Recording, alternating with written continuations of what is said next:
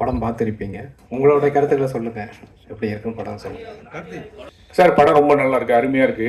ரொம்ப நன்றி. இந்த படம் எப்படி உருவானது, எங்கெங்க எடுத்தீங்க, இந்த நாட்டை பத்தி சொல்லுங்க, நீங்க யார்கிட்ட ஒர்க் பண்ணீங்க, அதை பத்தி கொஞ்சம் விரிவாக சொல்லுங்க. நான் வந்து ஃபர்ஸ்ட் வந்து அர்ஜுன் சார் கிட்ட ஒர்க் பண்ணேன், பரசுராம் மதராசி. அப்புறம் சரண் சார் கிட்ட வந்து வட்டாரம் படம் ஒர்க் பண்ணேன். அதுக்கப்புறம் வந்து அப்படியே முயற்சிகள் போயிட்டே இருந்துச்சு. இப்போ நம்ம படம் பண்ணியிருக்கோம். ஸோ ஃபஸ்ட்டு இந்த எல்லாருமே அதானே ஸ்டாண்டர்ட்னாவே பெரிய ஒரு ஹீரோ வச்சு பண்ணணும், கமர்ஷியல் படம் பண்ணணும்னு சொல்லி தான் நம்ம எல்லாருமே அதுக்கான முயற்சிகள் தான் போயிட்டே இருக்கோம். அது அப்படி இப்படியே தள்ளி போட்டு சரி நம்ம ஒரு சின்ன பட்ஜெட்டில் நமக்கு தெரிஞ்ச ஒரு விஷயத்த நம்ம செய்வோம் அப்படிங்கிறதுக்காகத்தான் சரி நம்ம ஊரில் போய் நம்ம நல்லா நம்ம வாழ்வியலில் படம் பண்ணுவோம் அப்படின்னு சொல்லிட்டு நான் அதுக்கான கதைகள் தேடல் இருக்கிற போது தான் தெரிஞ்சுது நாம் எவ்வளோ தூரம் எவ்வளோ விஷயங்களை வந்து நம்ம மிஸ் பண்ணிக்கிறோம் அப்புறம் தான் தெரிஞ்சுது. ஏன்னா நம்ம வாழ்க்கையில் பின்னாடி சாதாரணமாக கடந்து வந்துடுவோம் ஒரு விஷயத்த. ஒரே ஒரு சம்பவம் தான் எனக்கு ரொம்ப மனசை உலுக்கி எடுத்துச்சு. அது ஒரு சின்ன சம்பவம் தான். எப்படின்னா ரொம்ப வெள்ளந்தியான மனிதர், எப்படி அந்த காட்டுக்குள்ளே போய் வேலை செய்வார், தோட்டத்துக்குள்ள வேலை செய்வார், மற்ற எந்த வெளி உலக அறிவு கூட அவர் கிடையாது.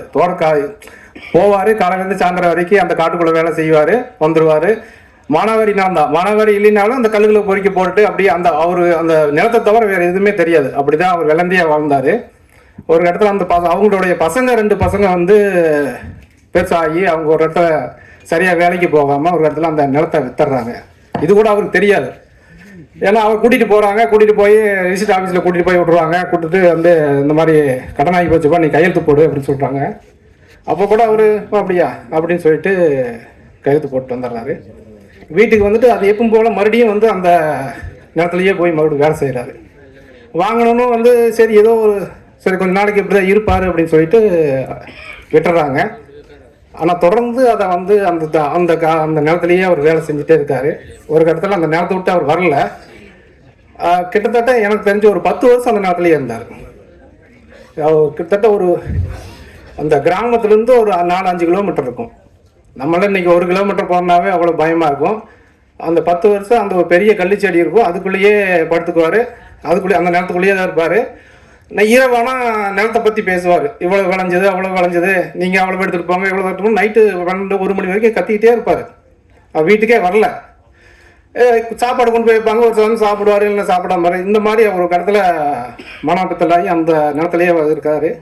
ஒரு நாள் வந்து பார்த்திங்கன்னா அந்த சத்தம் வரல, எல்லோரும் போய் பார்க்குறபோது நிலத்தை செத்து கிடந்தார். ஸோ அந்த மனிதரோட கதை தான் நம்ம சொல்லணும்னு சொல்லி நம்ம அந்த கதை பண்ணியிருக்கேன்.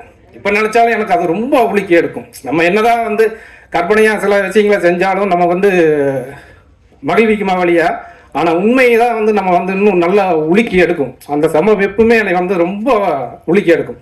ஸோ அந்த மனிதனுடைய கதை தான் நான் வந்து செய்யணும், பதிவு பண்ணணும் அப்படின்னு சொல்லிட்டு இந்த படம் கதை பண்ணோம். இந்த படத்தை நல்ல பாடலாக நடிச்சவர் பரோட்டா முருகேசன். பரோட்டா முருகேசனா? அவர் வரலையா? இல்லை சார், அவர் ஏதோ கொஞ்சம் அந்த மலேசியாவில் ஏதோ கொஞ்சம் ப்ரோக்ராம் இருக்கிறனால அங்கே இருக்கிறதுனால வர முடியாமல் போயிடுச்சு. சரி, ஓகே, வாழ்த்துக்கள். Okay, thank you sir. Sir director sir, படம் ரொம்ப நல்லா இருக்குது. ஆனால் அந்த டைட்டில் நீங்கள் சொல்கிறப்பே சொன்னீங்க, ஒண்டி முனியா நல்ல பாடம், நல்ல படம். ஆமாம். ஆனால் அது டக்குன்னு படிக்கிறதுக்கு நானே இங்கிலீஷில் டைட்டில் வந்தப்போ நல்லா பாடணும் அப்படிங்கிற மாதிரி தோணுச்சு. ஏதாவது மாற்றிருந்தா இன்னும் இல்லை. அது எனக்கு அது உண்மையாலுமே அது நான் கூட உணர்ந்தேன். நம்ம இன்னும் கொஞ்சம் எளிமையாக கொஞ்சம் டைட்டில் வச்சு இருந்துருக்கலாமோ அப்படின்னு சொல்லி.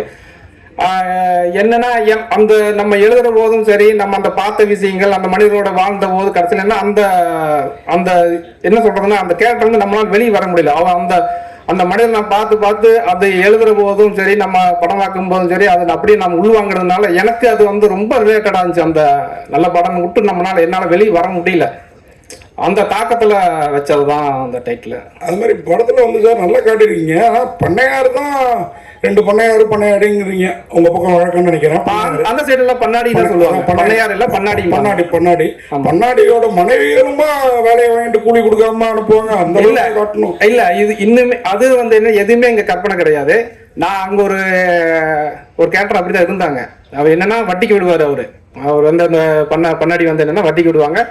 நீங்கள் காலையில் சாயந்தரமோ மதியமோ போனேன்னா வட்டி தர மாட்டார். ஈவினிங் காலையில் 7 மணிக்கு போகணும். அவர் தோட்டத்தில் வேலை செஞ்சுட்டு இருப்பார். அவரோட சேர்ந்து நீங்கள் வேலை செய்யணும். சாயந்தரம் வரைக்கும் வேலை செய்யணும். அப்படி யார் எத்தனை பேர் வேலை செய்யணும்? ஒரு நாளைக்கு 10 பேர் அந்த தோட்டத்தில் வேலை செஞ்சுட்டு இருப்பார். 10 பேர் வேலை செய்வாங்க. சாயந்தரம் கூட்டிட்டு போய் வட்டி கொடுப்பாரு, ஃப்ரீயா வேலை வாங்கிப்பாரு. இது வந்து உண்மையா நடந்த ஒரு விஷயம் தான், எல்லாருக்குமே தெரியும் அந்த கிராமத்துல. அதான் அந்த கேரக்டர் கொண்டு வந்துடலாம். Correct sir. எல்லா பண்ணையாரும் அப்படியே நல்ல பண்ணையாருன்னு இருக்காங்க சார். எல்லாருக்கும் நம்ம இருக்கோம், நம்ம அப்படி இருக்கிறவங்களையும் நமக்கு காமிக்கணும் இல்லையா, சொல்லணும் இல்லையா, அதுதானே சுவராசியமா இருக்கும். அதே மாதிரி கதை ரொம்ப நல்லா பண்ணீங்க, நீட்டா இருந்தது. இதே மாதிரி ஒரு கதை பார்த்துருக்குறோம், ஆனா இந்த மாதிரி இல்ல, இது எக்ஸ்ட்ரானரியா இருக்குது. நான் ஒரே ஒரு இடத்துல கதை அதை ஃபீல் பண்ணீங்களா நீங்க? ஏன்னா இந்த பையன்களோட சேர்ந்து 2 வீலர்ல சுத்துறாங்க ஃப்ரெண்ட்ஸுங்க எல்லாம். ஆனா அப்பெல்லாம் எங்க வீட்டு டம்ளர்ல நீ குடிக்கணும்னு ஆசைப்பட்டு இருந்து அவங்க தான் உசி போடுறாங்க. டே வால் பாக்குது வால். ஊர்ல கிராமத்துல வந்து பக்கத்து கிராமத்து பொண்ணு கூட யாரு என்னங்கிறது தெரியும். அது சினிமாட்டிக்கா இருந்தது. அதை யோசிச்சீங்களா நீங்க? இல்ல சார், அது என்னன்னா இப்ப எங்க அங்க பிரிக்கிறாங்க அப்படின்னா, அந்த நிலத்தை பத்தி பேசிட்டு இருக்கிற போது அந்த தாசில்தாரும் பெரிய பண்ணாடியும் பேசிட்டு இருக்கிற போது அந்த இவங்க பேசிட்டு இருக்கிறது வந்து அந்த நிலவரனோட பையன் வந்து கவனிச்சிருவான். அப்ப கவனிச்சனால இவன் அவனுக்கு ஒரு வேட்டி வைக்கிறேன் அப்படின்னா இவனை எப்படி பிரிக்க வைக்கிறது அப்படிங்கிற போது அந்த பசங்களுக்கிட்ட வந்து அந்த ஜாதியை சொல்லி பிரிச்சுட்டான் அப்படிங்கறக்காகத்தான் அந்த வச்சிருக்கோம். ஏன்னா எல்லாருக்குமே சுயநலம் தானே, சுயநலம் வந்து வரும்போது அந்த ஜாதியை ஏதோ ஒரு ஜாதியை வந்து கருவியா நம்ம பயன்படுத்திட்டோம்ல. இல்ல ஒண்டி முனியும் நல்லா பாடணும், நல்ல ஒரு தலைப்பு. இப்போ லேட்டஸ்டா பாத்தீங்கன்னா பூலாங்கல், இந்த கொட்டுக்காளி, ஜமா அந்த வரிசையில வந்திருக்கு. ஓகே, நன்றி சார். ஸோ நீங்க ஃபர்ஸ்ட் டிஓபியை எப்படி செலக்ட் பண்ணீங்க? ஏன்னா அவருடைய கண் இதுல நல்லா வேற லெவல்ல விஷுவல் காமிச்சிருக்காரு. சில இடங்கள்ல மலை மாதிரி காமிச்சிருக்காரு, சில ஷாட்ஸ்லாம் அவ்வளவு அழகா பண்ணிருக்காரு. நீங்களா கேட்டீங்களா அவரா ஃபிக்ஸ்? இல்ல, 2 பேருமே நல்லா டிஸ்கஸ் பண்ணிட்டோம். ஏன்னா கிட்டத்தட்ட அந்த நம்ம வந்து கவர் பண்ணிட்டு அங்க போய் கிட்டத்தட்ட ஒரு 2-3 மாசம் அங்க வந்து லொகேஷன் சர்ச் பண்ணோம். அதில் தேடி அங்கே அந்த லொக்கேஷன் நம்ம எப்படி காமிக்கணும் அப்படின்னு சொல்லி 2 பேருமே மொபைல்லேயே ஃபர்ஸ்ட் அந்த ஷார்ட் எல்லாம் கம்போஸ் பண்ணி பார்த்தோம். இந்த இடத்துல இருந்து இப்படி காமிக்கணும் அப்படின்னு சொல்லி அவரும் நானும் டிஸ்கஸ் பண்ணி தான் அந்த ஷார்ட்டை கம்போஸ் பண்ணோம். படம் முழுக்க கதை டிராவல் சூப்பராக இருக்கு, அந்த ஆடு போகிறது எல்லாமே. எந்த இடத்துலையும் சாங் வைக்கணும்னு தோணவே இல்லையா? இல்லை, எனக்கு இது சாங் வேண்டாம்னு தான் தோணுச்சு. ஏன்னா ஒரு வாழ்வியலான ஒரு படத்தில் வந்து நம்ம வந்து ஒரு கமர்ஷியலாக சாங்கோ இல்லை ஃபைட்டோ வேண்டாம் அப்படிங்கிறனால தான் நான் அதை தவிர்த்துட்டேன். தவிர்க்கிறேன்னு கிடையாது, அந்த கதையினுடைய போக்கு அப்படியே இருந்துச்சு, ஆனால் அப்படியே விட்டுட்டேன். டைலாக் ரைட்டர் யார் சார்? நான். லாஸ்ட்ல அந்த பையன் திருப்பி கேள்வி கேட்பான். ஆமா சார். அப்போ ஒரு வார்த்தை அவரால் பேச முடியலன்னு உடனே சின்ன கல்ல தொட்டா அப்படின்ற டைலாக் அந்த இடத்துல எம்ஆர் ராதா சொல்லியிருக்க மாதிரி இருந்தது அந்த இடம். இல்ல, அது வந்து எங்க ஆயா என்னை அடிக்கடி திட்டுறது சொல்லுவேன், என்னை திட்டு அடிக்கடி. எனக்கு சின்ன வயசுல நான் அதிகமா குறும்பு பண்ணுவேன். அப்ப எங்க ஆயா எங்க வந்து என்னை அடிக்கடி அந்த மாதிரி சொல்லும் நிறைய சொல்லிட்டு. அதனால நீங்க இந்த படத்துல நீங்க நாத்தியத்தை சொல்றீங்களா? நாத்திகம் அப்படின்னா இல்லை சார், நாத்திகம்னு கிடையாது. இருக்கிறது என்ன நம்ம வந்து நேச்சர் நம்ம என்ன தோணுதோ அந்த அப்படிங்கிறது அப்படிதான் வச்சிருக்க வழியே. நான் நாத்திகமோ இல்லை ஆத்திகமாவோ போகல. இல்லை, பகுத்தறிவா நம்ம பண்ணிருக்கோம். கிடா வெட்டுறத தப்புன்னு சொல்றீங்களா, ரைட்டுங்கிறீங்களா? கிடா வெட்டுறது வந்து அது வந்து சிறு நம்ம நம்பிக்கை தான் சார். கேட்டா நம்ம சாமி கும்பிடுறது நல்லதா இல்ல கெட்டதாங்கிறது வேற விஷயம். நம்ம ஒவ்வொரு முறைய நம்பிக்கை தான். இந்த படத்துல நீங்க என்ன சொல்லிருக்கீங்க? கெடா வெட்டுறது தப்புன்னு சொல்றீங்க. இல்ல, கெடா வெட்டுறது நான் இல்ல. அது என்ன விஷயம் நான் சொல்ல வந்திருக்கேன்னா, கடைசியில வந்து இயற்கை தான் எல்லாத்துக்கும் நிற்கும். கடைசியில வெட்டப்பட வேண்டியது கெடா கிடையாது, கெட்ட மனிதர்கள் தான். அதுதான் அவங்க சொல்லுவேன் சார். படத்துல வந்து லாஸ்டா ஒரு சீன்ஸ் வச்சிருக்கீங்க, இது வந்து உண்மை சம்பந்தம் எடுத்தப்பட்ட படமா?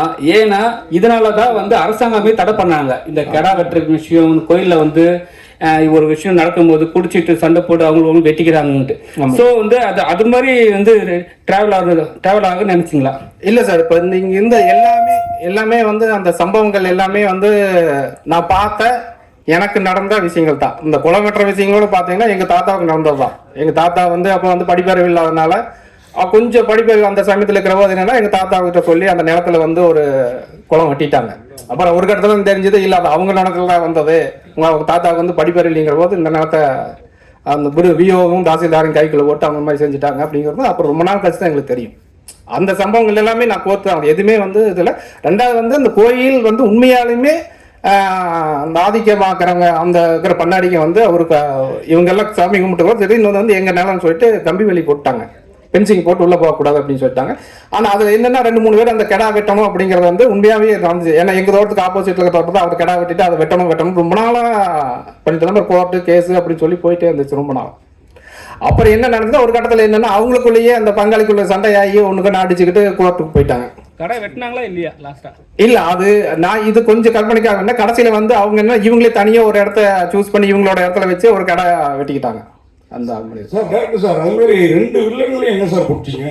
இந்த கார்த்திகேசன் சார் நமக்கு தெரியும், ஒரு படம் தான் நடிச்சிருக்காரு. அந்த இன்னொரு வில்லனும் அவருக்கு ஈக்குவலா டஃப் கொடுத்தாரு. அது மாதிரி அந்த டயலாக் எல்லாம் ஆமா நீ வந்துட்டாலும் கிழிச்சிருவ மாட்டேங்கினா அந்த மாதிரி இந்த வீட்டு லேடியே பேசுறது ரொம்ப பிரமாதமா இருந்தது இயற்கையா. Okay sir. அது நீங்க சொல்லி வாங்கினீங்களா அவங்களே அப்படி நடிச்சாங்களா சார் இந்த அளவுக்கு? இல்லை சார், எல்லாமே அந்த வட்டாரத்தில் இருக்கிறாங்க தான் நடிகர்கள். நம்ம கார்த்திகேசனும் சரி, அந்த லக்னேஷ் மீனாலும் சரி, கோயம்புத்தூர் வட்டாரம். ஆனால் அவங்க நம்ம சொல்றது வந்து ஈஸியாக புரிஞ்சுக்கிட்டாங்க. அதே மாதிரி இந்த ஹீரோ ஹீரோயின் அவரை சில படத்துல பார்த்துருக்கோம்.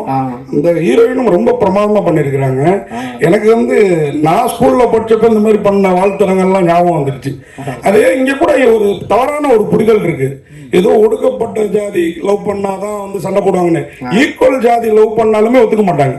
அது ஏன்னா இல்லை, அதை நான் இங்கே ஏன் உங்களுக்கு சொல்றேன்னா, நான் ஹெட்மாஸ்டர் பையன் ஸ்கூல்ல, நாம ஒரு லவ் பண்ணுவோம். ஆனால் நமக்கு ஈக்குவலான ஜாதிக்காரனே என்ன என் அண்ணன்ட்ட வந்து சொல்லி மிரட்டிட்டு போயிருக்கான். அந்த லவ் அதோட விட்டேன் நான். ஆனா இங்க படங்கள்ல எல்லாம் காட்டப்படுறது இந்த ஜாதி இவங்க லவ் பண்ணாதான் ஒத்துக்க மாட்டாங்கன்னு. எல்லா ஜாதியுமே வேற ஜாதியில லவ் பண்ணா ஒத்துக்க மாட்டாங்க. அதை அழகா காட்டியிருந்தீங்க, எந்த ஜாதின்னு குறிப்பிட்டு சொல்லாம. வாழ்த்துக்கள்.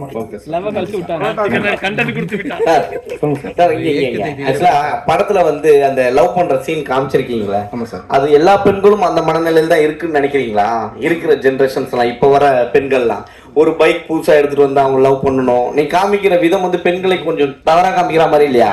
இல்ல, அது எல்லா பெண்களுமே அப்படி நம்ம சொல்ல முடியாது கண்டிப்பா. பட் நான் காலேஜில் படிச்சபோது உண்மையில அதான் நினைச்சேன். நான் வந்து போயிட்டு பஸ்ல இறங்கி போவேன், என்னை பார்க்க மாட்டாங்க. என்னை விட சுமாரா இருப்பான், பைக்கில் வரும், அவங்களோட பிக்கப் பண்ணிட்டு போயிடலாம். சரி, என்ன பைக் ரொம்ப தன்மையா இருக்கும். ரொம்ப கஷ்டம் அந்த காண்டில் வச்சோம். வெளியே வந்து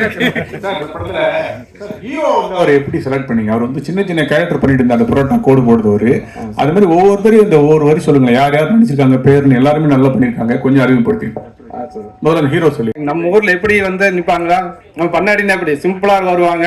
எதையும் வந்து எதிர்த்தோ அதட்டியோ இல்ல வந்து வேலை வாங்க மாட்டாங்க. ரொம்ப தட்டி கொடுத்து பணிவா தட்டி கொடுத்து வேலையை வாங்கிடுவாங்க.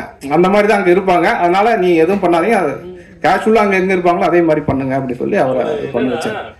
அவர் வில்லன் கேரக்டர் அப்படின்னு சொன்னோடனே நான் நினைச்சிட்டா நம்ம சரத்குமார் சார் மாதிரி சேரன் பாண்டியன் மாதிரி அடிசுமா அப்படி பாடி எல்லாம் ஏத்திக்கிட்டு அப்படி ஜம்முன்னு போயிடுவோம்.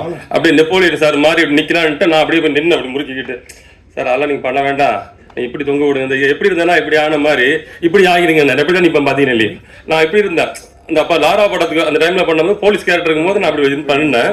இல்ல நீங்க அப்படிலாம் பண்ண வேணா, வடிவேல் செய்வார் மாதிரி இல்லைங்களா, சாரி விவேக் இப்படி இருந்தா இப்படி ஆன மாதிரி நீங்க இப்படி இருங்க அப்படின்ட்டு. அதனாலதான் இப்படி இருக்க ஒன்றும் இல்லை. Thank you sir. இயக்குனர் சார் சொல்லுங்க. பாத்தீங்கன்னா ஒவ்வொரு சமூகத்துக்கும் வந்து பல குலதெய்வங்கள் இருக்கு. ஆனா வந்து ஒரு பண்ணையார் நிலத்துல இருக்கிற ஒரு குலதெய்வத்தை வந்து அந்த சமூகத்தை சார்ந்தவங்க வந்து அவங்க அந்த கோயில்ல தான் எக்ஸாக்டா போயிட்டு இந்த கடை வெட்டணும்னு நினைக்கிறது வந்து எந்த விதத்துல நியாயமா நீங்க வந்து இதை பண்ணிருக்கீங்க? இல்ல அவங்களுக்குன்னு ஒரு குலதெய்வம் இல்லையா? இல்ல, குலதெய்வமே அதுதானங்க. ஒண்டி முனிங்கிறது வந்து அவங்க காலங்காலமா வந்து அதை தான் இது வணங்கிட்டு வர்றாங்க. இல்ல நிறைய பண்ணையார் 2 பண்ணையார் அவங்க ஒரே இதா காட்டுறீங்க. ஆமா, இங்க வந்து இவங்க வந்து ஒரு ஒடுக்கப்பட்ட சமூகத்தை சார்ந்தவங்க ஒருத்தவங்களை காமிக்கிறீங்க. அவங்களுக்கும் ஒரு குலதெய்வம் இருக்கு, இன்னொருத்தவங்களுக்கும் ஒரு குலதெய்வம் இருக்கு. இப்ப அந்த குலதெய்வத்தை தான் 2 பேரும் எப்படி சரிசமமா கும்பிடுறாங்கன்னு நீங்க எப்படி காட்டுறீங்க?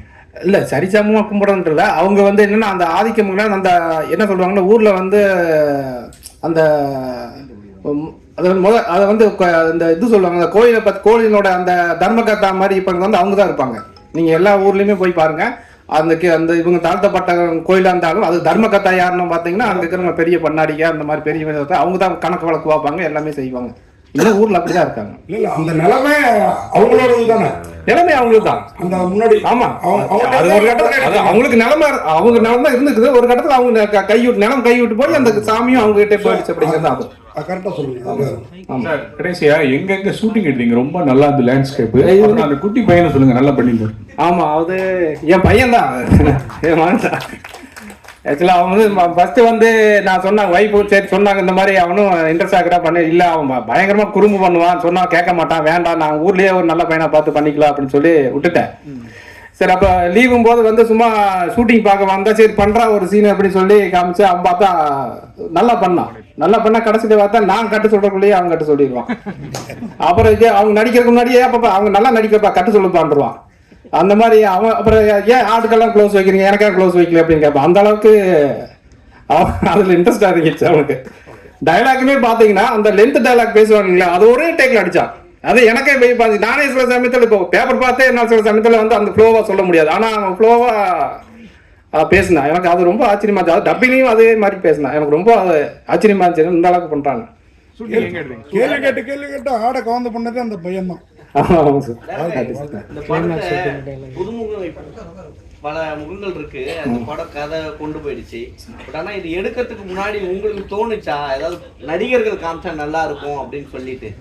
இல்லை, ஃபஸ்ட்டு நம்ம பட்ஜெட்டாக போகிறபோது ஃபஸ்ட்டு அந்த மாதிரி தான் நான் பண்ணினேன். சரி இருந்தால் நல்லா இருக்குமே ஒரு, ஏன்னா இப்போ நம்ம கொண்டு போய் சேர்த்துறங்கிறது வந்து ரொம்ப முக்கியமாக. தேட்டர்லையும் சரி வியாபார ரீதியாக கொண்டு போய் சேர்த்துறதுக்கு வந்து ஒரு ஆர்டிஸ்ட் தான் நல்லா இருந்தால் தான் தோணுது.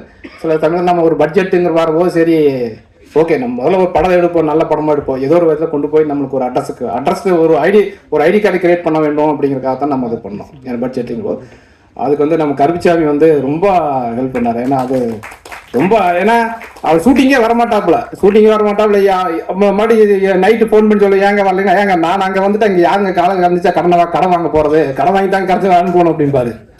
அந்த அளவுக்கு எனக்கு சில சமயத்தில் ஐயோ இது ஏன் அவர் கொண்டு வந்து மாட்டி விட்டோமே, ஐயோ தப்பாக போயிடுச்சோ அப்படின்னு சொல்லி கூட நைட்டு நான் ரொம்ப ஃபீல் பண்ணிக்கிறேன். ஆனால் அதெல்லாம் இல்லாமல் தொடர்ந்து வந்து அதை வந்து பண்ணி இந்த அளவுக்கு கொண்டு வந்து விட்டது வந்து மிகப்பெரிய எனக்கு நன்றி சொல்லணும். அவர் கருப்பிசாமியும் சரி, அமராவதி இணை தயாரிப்பாளரும் சரி, கண்டிப்பாக நன்றி. வந்து கொஞ்சம் நல்லா வேர்ல்டு லெவலில் அது பண்ணணும் அப்படிங்கிறக்காக 2 பேருக்கு டிஸ்கஸ் பண்ணி பண்ணியிருக்கோம். ஓரளவுக்கு அது கொண்டு வந்திருக்கோம். அதுக்கு அவருடைய தான் பங்களிப்பாக ரொம்ப பெருசாக இருந்துச்சு. அவருக்கு ரொம்ப நன்றி. அதுக்கடுத்து பார்த்தீங்கன்னா மியூசிக் டேரக்டர் நம்ம சொல்லணும். மியூசிக் டேரக்டர் கடைசி எல்லாம் முடிச்சு மியூசிக் டேரக்டர் கொண்டு வரும்போது என்னன்னா அவர் ரீல் கொடுத்து அனுப்புவேன், அவர் பண்ணி எனக்கு கொண்டு காமிப்பார். இல்லை சார் இது வேண்டாம் நல்லா இல்லை அப்படின்பா. சரி ஓகே மறுபடியும் இப்போ வேணும், மறுபடியும் ஒன்று போடுவார், இல்லை வேண்டாம்பேன், மறுபடியும் ஒன்று போடுவார். கிட்டத்தட்ட எனக்கு தெரிஞ்ச ஒரு 15-20 டைம் மாற்றி மியூசிக் பண்ணிட்டாரு. ஆனால் அசராமல் உங்களுக்கு என்ன வேணுமோ சொல்லுங்க அது பண்ணுவோம் அப்படின்னு சொல்லி பண்ணி கொடுத்தாரு. அது மிகப்பெரிய அவர் தேங்க்ஸ் சொல்லணும் கண்டிப்பாக. அந்த எந்த டைம்லையுமே அவர் முகம் காமிக்கல. சரிங்க சார் ஓகே பண்ணிக்கலாமே, ஓகே உங்க எப்படி வேணும் அப்படின்னு சொல்லி அது ஒவ்வொரு டைமும் நமக்கு மாற்றி அதை கொடுத்தோம். நல்லா ஒரு மிகப்பெரிய அந்த பேக்ரவுண்ட் மியூசிக் வந்து ரொம்ப சூப்பராக இருந்துச்சு. ஏன்னா அந்த வட்டார வழக்கில் இருக்கிற அந்த சவுண்டை அப்படியே கொண்டு வந்தார். அது ரொம்ப யூஸ்ஃபுல்லாக இருந்துச்சு.